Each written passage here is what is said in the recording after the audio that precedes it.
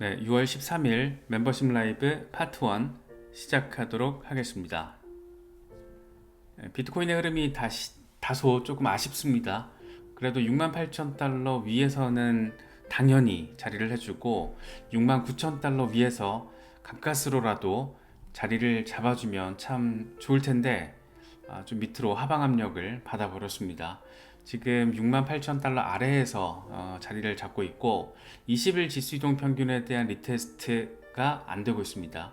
그래서 여차하면은 50일 단순이동 평균 65,900달러 부근까지도 후퇴할 수는 있는데 지금 사실 정서적으로는 이제 조금 반등 모멘텀이 한번 더 등장을 해주지 않을까. 어쩌면 PPI가 그 모멘텀이 될 수 있지 않을까 뭐 그런 생각도 드는데 나쁘진 않은데 흐름이 좀 아쉽다 뭐 이 정도 상황이 되겠죠. 그래서 CPI 때 한번 내질렀다가 FOMC 때 꼬라박아서 그래도 반등하나 싶었는데 아쉽다 뭐 이런 흐름이죠 지금. 사실 FOMC 회의 결과가 일단 결과 자체는 뭐 다 예상했던 거고 금리 동결은 뭐 거의 100% 수준으로 예상이 됐던 거기 때문에 뭐 결과보다는 제롬 파월 의장의 멘트와 이제 점도표였잖아요. 점도표 상황에서 이제 올해 연내 한 번 정도 금리 인하가 될 수 있겠구나 뭐 그런 생각. 3월만 하더라도 이게 3번이었잖아요. 1월만 했을 때는 6번이었나? 뭐 그 정도로 있다가 시간이 갈수록 금리 인하에 대한 어떤 기대감이 낮아지는 상황. 그만큼 이 금리 인하라는 게 사실 내년에 몇 번 더 한다라고 해도 그래도 4%대입니다. 기준금리가.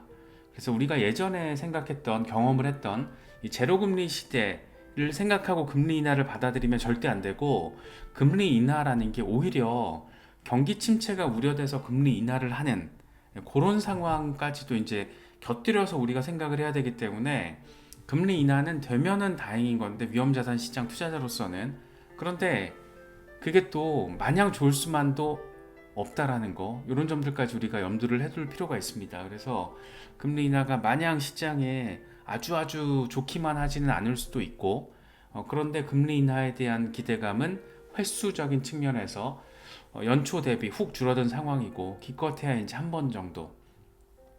특히 제롬 파월 의장이 이런 멘트, 금리 인하를 위한 인플레이션에 대한 확신 얻지 못했다라는 멘트가 좀 강력했죠.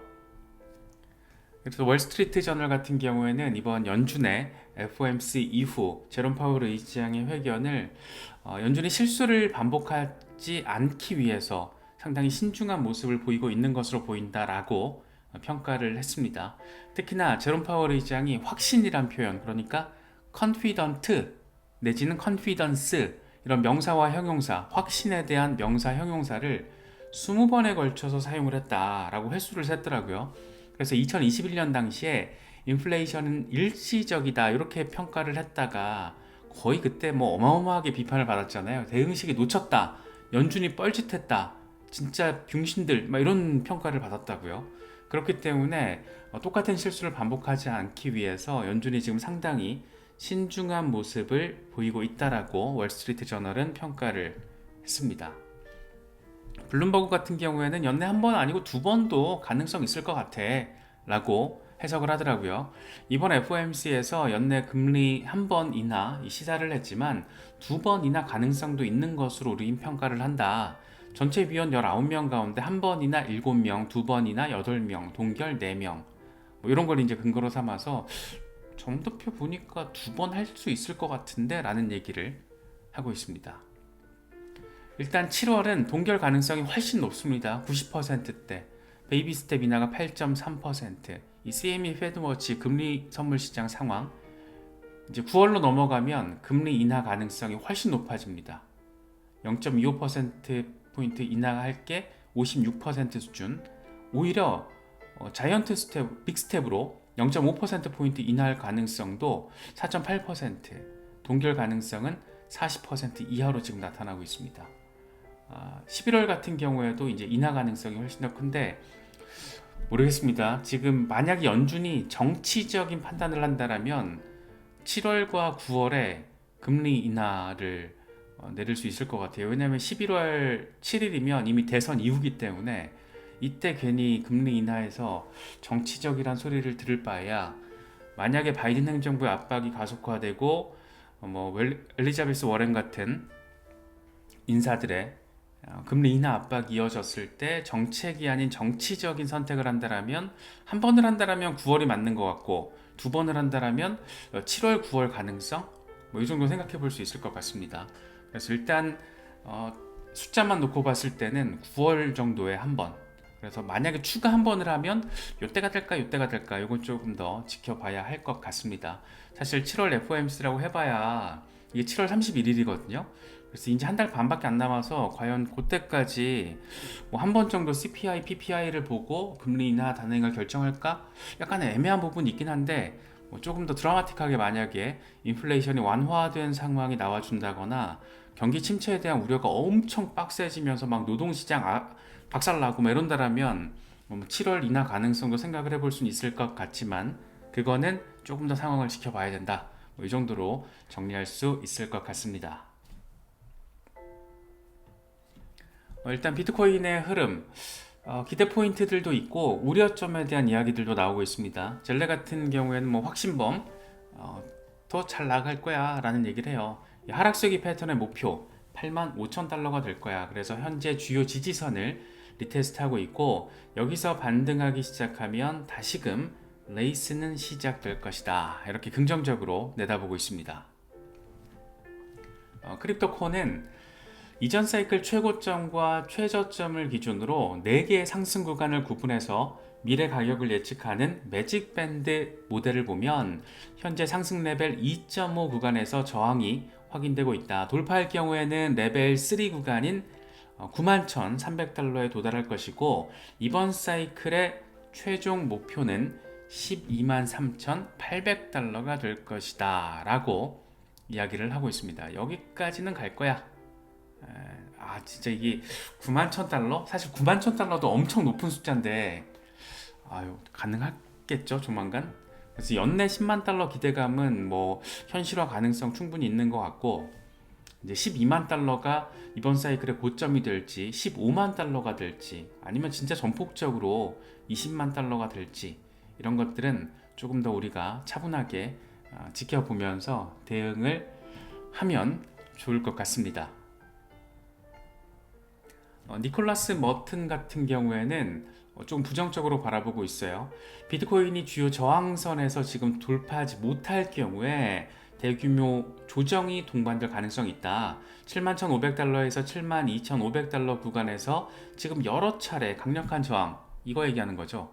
지금 강력한 저항이 계속 나오고 있기 때문에 조만간 조정장이 올 수도 있다라는 거. 그러니까 여기서 돌파를 해주면 반등을 하겠지만 이런 그림이 이제 나와 주겠지만 만약에 여기서 다시 계속 저항을 받는다라면 조금 조정장에 대한 가능성도 있다라는 얘기를 하고 있습니다. 특히 고래들의 매도 압력이 지금 조금 포착되고 있고 장기 홀더들이 던지고 있고 반등했을 때 채굴자들이 또 던지는 물량들도 있어서 약간 이게 지금 어려운 이유가 다 맥락적으로 있다라는 거죠. 그렇기 때문에 조정장 가능성 이런 일은 벌어지지 않았으면 좋겠죠. 일단 한 100일 넘게 지금 조정 상황을 확인해주고 있기 때문에 이제 갈 때 됐다.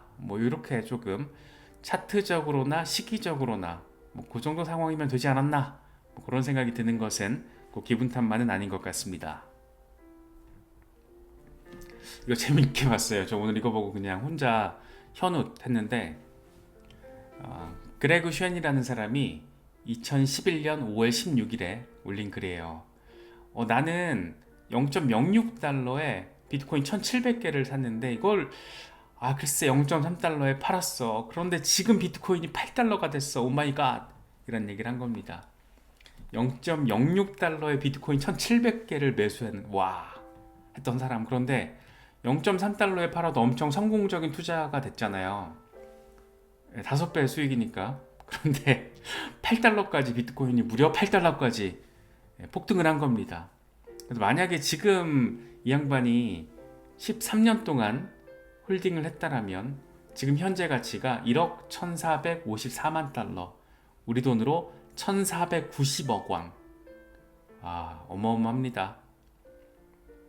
비트코인이 됐든 알트코인이 됐든 일단 들고 있어야 된다. 그러니까 알트코인 중에서도 비전이 확신하고 내가 장기 투자, 중장기 투자할 만한 가치 비전과 현재 상황이 확실하다라고 내가 신뢰해서 중장기 대응을 하는 종목이라면 막 조금 약간의 조정장에 흔들려서 던지면 후회할 가능성이 높다. 이제 대표적으로는 이제 비트코인, 이더리움이 되겠죠.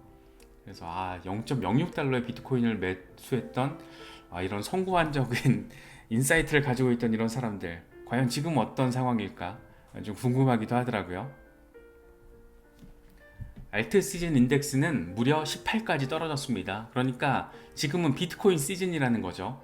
그래서 아직 알트 시즌이 올라면 한참 멀었고 지금 비트코인 대비 알트코인들 특히 이제 스몰캡 같은 경우에는 50% 이상 3월 고점 대비 50% 이상 지금 막 폭락한 애들도 많은데 사실 뭐 지금 상황에서는 뭐 당연해 보이기도 해요. 비트코인 시즌, 알트 시즌 인덱스가 18을 가리키고 있습니다. 젤레가 이런 얘기해요. 비트코인은 지금 올타임 하이 대비 9% 수준 하락했지만 알트들은 많게는 75% 수준으로 하락했다. 그런데 이건 정상이다. 2020년처럼 비트코인이 주도를 하고 알트코인이 그 뒤를 지금 따르고 있다. 비트코인이 가격 발견 단계, 그러니까 프라이스 디스커버리 단계로 진입을 하면 알트코인들이 급등할 것이다. 알트 시즌이 올 거라는 얘기, 이제 곧 올 것이다 라는 기대감, 이런 얘기를 하고 있습니다. 와야 되는데 그죠? 알트 대장 이더리움 3,500달러대까지 다시 후퇴를 했어요. 3,500달러 지지는 잘 받아줘야 되는데 지금 20일 지수 이동 평균 3,655달러 아래로 빠진 상황이고 50일 단순 이동 평균이 3,388달러 부근, 여기가 깨지면 이제 안 되죠. 그래서 반등할 경우에는 다시 20일 지수 이동 평균 위로 회복해서 반등할 경우에는 4,000달러를 기대할 수 있는 상황. 다소 조금 아슬아슬합니다. 이더리움과 더불어서 알트 대장 역할을 하고 있는 솔라나 152달러대에 지금 자리를 해주고 있습니다. 그런데 일간 차트를 보니까 되게 예뻐요. 지금 연초 수준은 아니구나. 몇 달 전 상황이죠. 이때가 지금 3월 초, 이때 수준에 지금 리테스트를 하고 있는데 여기서 받아주면 좀 더 예쁘게 나아갈 가능성. 그래서 TA 트레이드 앨런 같은 경우에는 200달러 돌파 가능성이 있다라는 얘기를 지금 솔라나 일간 차트를 통해서 하고 있습니다. 솔라나도 좀 갈 때가 되긴 했죠. 차트도 예쁘고 주요 핵심 지지라인 잘 받아주고 있고 조금 더 하락하더라도 충분히 간다 라는 거, 솔라나 홀더분들 많으시니까 참고하시면 좋겠습니다. XRP, 진짜 XRP는 대단한 것 같아요. 스테이블 코인 이름까지 공개가 돼서 뭔가 시세가 단기적으로나마 살짝 받을 법도 한데 0.5달러를 뚫어내지 못하고 있습니다. 진짜 이거 보면서 지금 뭐 전반적으로 약세 정서가 시장에 좀 있기 때문에 뭐 당연한 것이기도 한데 뭐 스테이블 코인 얘기 나오고 뭐 해도 움직이질 않네요. 소송 이슈 리스크가 그만큼 지금 아주 여러 가지 주요 포인트들을 압도하고 있다라고 우리가 또 바라볼 수 있는 부분 같기도 합니다. 어쨌든 여전히 0.5달러 아래에 자리하고 있는 시총 랭킹 7위의 XRP입니다. 다크 디펜더 같은 경우에는 2017년 가격 변동성에 지쳐서 XRP가 3.82달러에 도달하기 전에 매도했던 사람들이 되게 많았다. 그런데 지금 당시와 비슷한 패턴이 주간 차트를 통해서 형성되고 있다. 다시금 지금 주요 지지라인 리테스트를 하고 있는데 0.64달러까지 돌파를 하고 나면 1달러는 쉽게 나아갈 수 있을 것이다 라는 점을 주간 차트를 통해서 이야기를 하고 있습니다. 일단 1달러까지는 조금 순조롭게 좀 나아가 줘야겠죠. 당근빵으로. XRP ledger 개발자 회의 에이펙스에서 리플 스테이블 코인의 이름이 리플 USD, RLUSD로 결정됐다라는 소식을 브래드 갈링하우스 CEO가 날려줬습니다. 출시 일정은 연말이라고, 레이터 디스 이어라고 공식적으로 멘트가 나왔고 빠르면 6월, 7월에 대한 루머성 소식도 있었지만 시기는 적어도 상반기는 아니다. 상반기 이제 보름밖에 안 남았잖아요. 그래서 하반기, 연말쯤이 될 것 같습니다. 사실 저는 아침에 오전 영상에서도 짚어봤지만 저는 XRP와 리플 스테이블 코인의 관계성, 기술적으로 어떤 방식으로 상호 보완적인 관계를 갖게 될지 뭐 이런 부분에 대해서 좀 이야기가 나왔으면 했거든요. 그런데 이런 부분은 없더라고요. 그래서 좀 아쉽게 느껴졌었는데, 일단 리플 USD는 XRP의 일부 기능은 수행할 수 있죠. 스테이블 코인이 XRP가 가진 기능을. 그래서 미국 내에서 지금 ODL 상품 같은 경우에는 XRP 대신 XRP가 증권, 기관들 대상으로 판매된 게 증권이라고 지금 약식 재판에 나왔기 때문에 XRP 대신 USDT를 사용을 하고 있고, 그렇기 때문에 리플 스테이블 코인이 출시가 되면 XRP의 어떤 기능성 자체가 필요 없는 거 아니야? 뭐 이런 얘기가 지금 나오고 있는 거죠.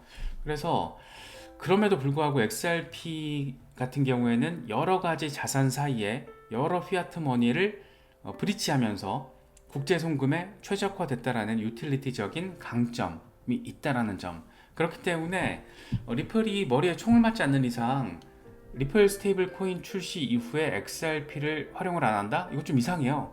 상식적으로 봐도 좀 이상하고, 그래서 두 자산의 강점을 살려서 이 상호 보완적으로 작용할 수 있도록 아마도 설계가 됐거나 설계가 될 것이다 라고 개인적으로는 바라보고 있습니다. 물론 이제 XRP에 대해서 좀 비판적인 관점을 가지신 분들이라면 이제 스테이블 코인 출시 이후에 XRP는 기능성을 상실하게 될 것이다 뭐 이렇게 주장할 수도 있겠죠. 그런데 저는 개인적으로는 그건 약간 조금 앞뒤가 맞지 않지 않나 라고 생각하는 입장입니다. 그래서 XRP 홀더분들 뭐 사람마다 관점은 다르겠지만 일단 좀 개인적으로는 이렇게 좀 정리를 했고, 이것과 관련해서 조만간 뭐가 나오지 않을까 싶어요. 어디 장소가 어디가 될지 뭐 계기가 뭐 어디가 될지 모르겠는데, XRP와 리플 스테이블 코인의 관계성은 상당히 궁금한 포인트잖아요. 그래서 그냥 상식적으로는 XRP는 유틸리티, 스테이블 코인은 결제, 이렇게 조금 나눠가지고 유틸리티적인 부분은 XRP가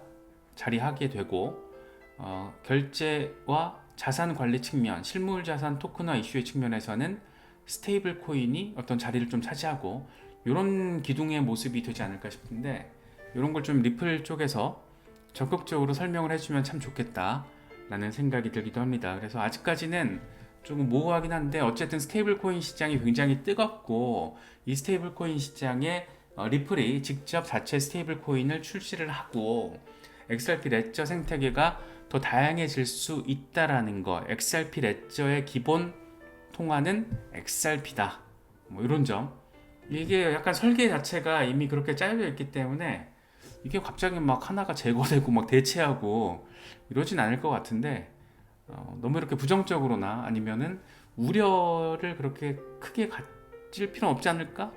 개인적으로는 좀 그렇게 바라보고 있습니다. 그래서 XRP 홀더분들은 이런 부분들도 참고하시면 좋을 것 같습니다.